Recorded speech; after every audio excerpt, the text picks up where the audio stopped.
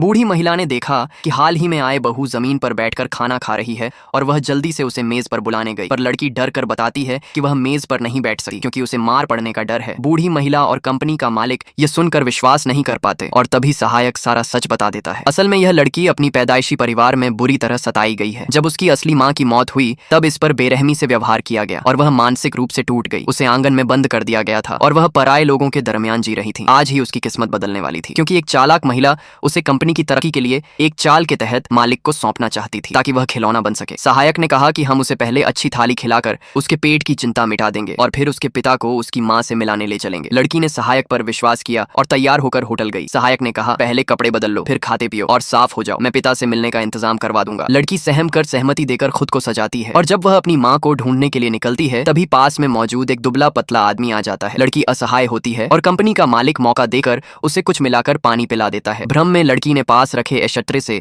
उसे मारकर मौका बनाया और भागने की कोशिश की। इस बीच मालिक अपनी तलाश में होटल में हजारों सुंदर लड़कियों को बुला चुका था, पर किसी में भी वह कुछ खास नहीं पाता। उसे पता है कि अगले हफ्ते एक असाधारण ग्रह संयोग होगा और अगर उसे उस तरह की लड़की नहीं मिली तो उसकी जान पर खतरा हो सकता है। उसे हाल ही में कई बार वह शक्ति मिली ही नहीं, इसलिए वह हिम्मत हारने लगा और बस ऊपर के कमरे की जांच करवा दी क्योंकि वह भी देखना चाहता था कि यह संयोग कितना खतरनाक है। रास्ते में उसे अचानक श्रावण जैसा एक प्रकार का रोग हुआ और वह बेहोश सा होता हुआ भागते हुए लड़की से टकरा गया। दोनों एक दूसरे की आंखों में झांकते हैं और लड़की का सहमा हुआ स्वर उसे भाई कहता हुआ सुनकर मालिक का दिल हिल जाता है और वह अचंभित होकर उसे अपनी किस्मत मान लेता है। अगली सुबह लड़की चौंक कर वहां से निकल जाती है और मालिक जाग कर पाता है कि उसके पास एक जेड का टुकड़ा बचा है जिसे देखकर वह दंग रह जाता है। यह जानकर कि वह जीवित है वह यकीन कर लेता है कि यही उसकी किस्मत का रिश्ता है, पर उसे दिन में डूसिंग की वजह से लड़की का चेहरा साफ नहीं दिखा। इसलिए वह अपने सहायक से कहता है कि जिस जेड की मालकिन का पता लगाओ, इस लड़की को मैं अपने घर का सदस्य बनाकर कंपनी की रानी बनाऊंगा। बदले में मालिक के घर वाले भी हैरान होते हैं और लड़की के घर वालों को पता चलता है कि यह जेड वही है जो उनकी पूर्व पत्नी ने छोड़ा था। पिता देखकर चौंक उठता है। उसे याद आता है कि आधा टुकड़ा उसके पास ही था और दूसरी आधी टुकड़ी लड़की के हाथ में है। नया धनाढ्य परिवार समझता है कि लड़की रात के समय मालिक के साथ रही होगी, पर मालिक को उस लड़की की पहचान नहीं है। तब वे योजना बनाते हैं कि उनका अपना लड़की जिसका चेहरा दिखने पर सब घृणा करते हैं उस लड़की को भेजकर मालिक के सामने पेश कर देंगे। इस तरह कंपनी को फायदा होगा